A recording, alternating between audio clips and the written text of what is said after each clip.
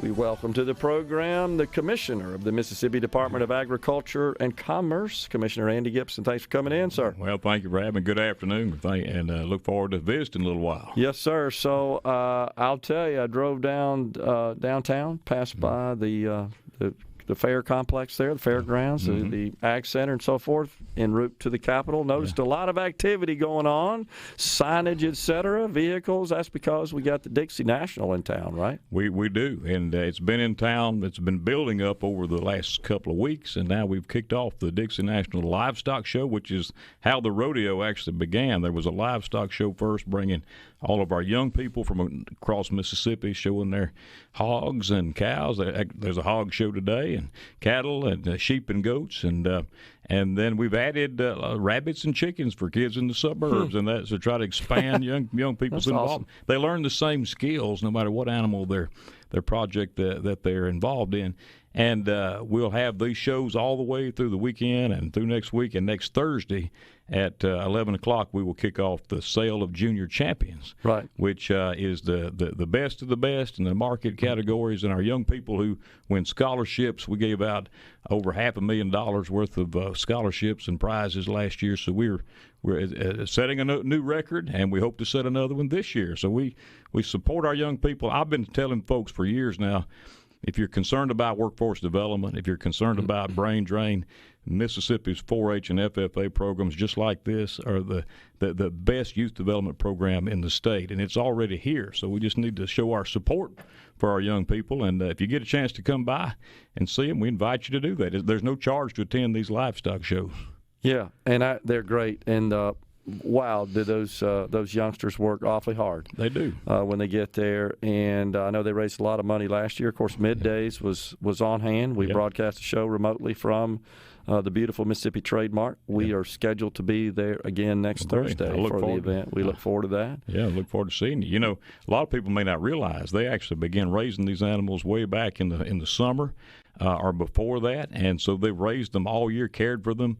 And then this is kind of the pinnacle of that process, and it's a yearly process. And we've seen so many young people grow up, and they're becoming our future leaders in every industry, not just agriculture. But obviously, farm kids know how to work and know how to get things done. And so we need to continue to cultivate that and grow this program into the future. And it's good that they have this setting, this event, to be recognized for their efforts. And that just motivates them to keep doing more. They deserve it. Yeah, that's right. That's awesome. So Dixie National, I know, Commissioner, you've talked about it before. It is a huge generator of economic activity and economic benefit, not only for the downtown Jackson area around the facilities, but really all of central Mississippi and perhaps throughout the entire state. It's a tremendous economic driver. We have some data on that from the Visit Jackson folks, and just looking at the rodeo itself, which begins February 9th. That's next Friday through the 17th, and get your tickets. They're going fast. And I do recommend folks buy them at the box office, but if you have to, go on Ticketmaster and do that. They're available there. But just in terms of the estimated economic impact of people who are coming to this event just during the rodeo, not counting the livestock shows, for hotels, lodging, transportation, food and beverage, well over $7 million here. And that's just for those few days of people visiting this event. If you were to multiply that over the month-long event that is the Dixie National Livestock Show and Rodeo, it's a $20 million economic impact with all the different shows. We've got a quarter horse show that comes, and they do a great job and attract a lot of people. Not to mention the open shows, which bring people from all over the country. We had 48 states represented of visitors to the Dixie National last year. 48. Wow. All lower 48 states bringing livestock to compete because we've become a national show. And then the rodeo itself, one of my goals when I became commissioner was to take the rodeo to the next level, and met with the promoters, the owners of the rodeo company, and we set a goal, and we met that goal. And it continues to be the number one rodeo east of the Mississippi River, the largest rodeo east of the Mississippi River, right here in Mississippi. And just signed a contract to extend that. We're excited about it, and we look forward to continuing to grow this great agricultural event and the economic impact in a positive way for the people of Mississippi. Yeah, absolutely. All right, so let's pivot a bit here and find out what you're talking to the legislature about? Any bills that you're tracking, any needs that you have shared with some folks in the legislature? At this point, we're just having the basic budget discussions. We every year we have these budget hearings. We had our House hearing. We have a Senate hearing next week. And we talk about our budget and what it costs. And frankly, it costs a lot more to operate today than it did 2 or 3 years ago, thanks to Bidenomics, and everybody knows that. So we have some, tight areas in our budget. The good news is the Department of Agriculture operates on 2/3 what's called special funds. These are revenues we raise ourselves instead of just general taxpayer funds. We have about 1/3 general funds. Almost all of that goes to pay our folks' salary.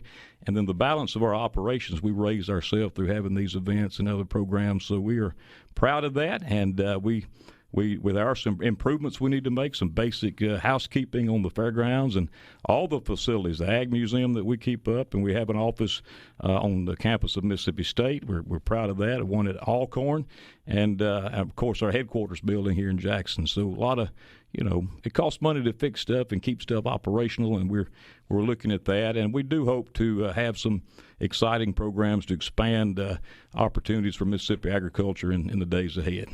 So speaking of expanding and cost and investments and so forth, the Mississippi Trade Mart, which I think you're obviously were a huge champion for, and that thing is, I'll tell you, Commissioner, such an improvement over what we had. And the old facility was fine in its day. Yeah, it had just gotten to the point where we needed to upgrade, modernize. And, of course, Senator Cindy Hyde-Smith gets credit for fighting for that project. And then we had the privilege of building it, actually, when I became commissioner. And we persevered and built it during the COVID-19 so-called shutdown, got it done. And it is rented almost every day, multiple events every day. And it is a revenue generator, and it's serving the people of Mississippi well. So we're proud of that. And we got a great team there. Director Michael Lassiter on the fairgrounds and his staff do a great job managing those projects. And, we've seen no shortage. In fact, we've gotten to the point we have to turn folks away. There's so many people wanting to come to that new Trade Mart. We wish we had a little bigger facility to operate out of, but we don't have the room. We're on 105 acres. The legislature approved the acquisition of about 10 acres along 55 for possible development. That's something that we're working on toward the future. We want to work with our legislators on that concept, and some really positive things in the works. And we'll work with them, and we'll get the job done. And a dedicated water supply as well. Right? Well, yeah, we had to do that. If we didn't drill that well, we would have had to ended the Dixie National. And think about the negative economic impact that would have been. We got it done. We have reliable water. In fact, we were able to continue operations even during the recent Jackson water crisis that happened 2 weeks ago. We had livestock shows happening, and we were able to keep going. Okay. And because of that, we just don't miss a lick, and we keep going, and that's my motto. Keep on keeping on. What about the creation of the Capitol Complex Improvement District, which was enacted in the legislative session last year? Have you seen some positive benefit from Absolutely. that? I commend the legislature. I've told everyone that's asked me about it.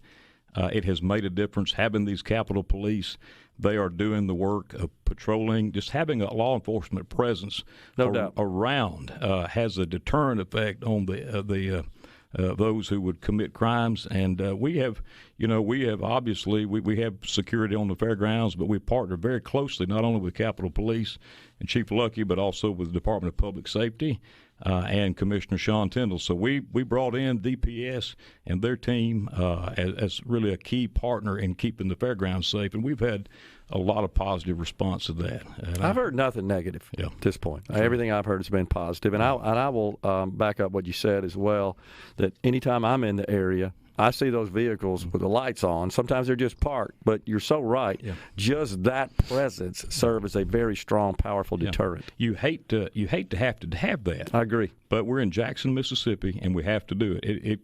It eats into our operational revenues. I think we're spending nearly $1 million a year out of those operations just to have that presence of security on the fairgrounds. But if that's what we have to do to keep people safe and keep having events, we'll do it. And we'll, like I told them back then, you don't. If you're a criminal, you don't want to find yourself on the fairgrounds. It's not the place you want to be. That's a great located. Yeah. That is a very good, powerful message. No doubt about that. Well, thanks for all your service and efforts, and your team as well, Commissioner. We look forward to another successful Dixie National Rodeo, and we're going to be at the Sale of Champions next Thursday. Look forward to that. See you there. Y'all get your tickets, and thank you for supporting the greatest show on dirt. There you go. Commissioner Andy Gipson has been our guest. We're coming right back, folks, in the Element Wealth studio.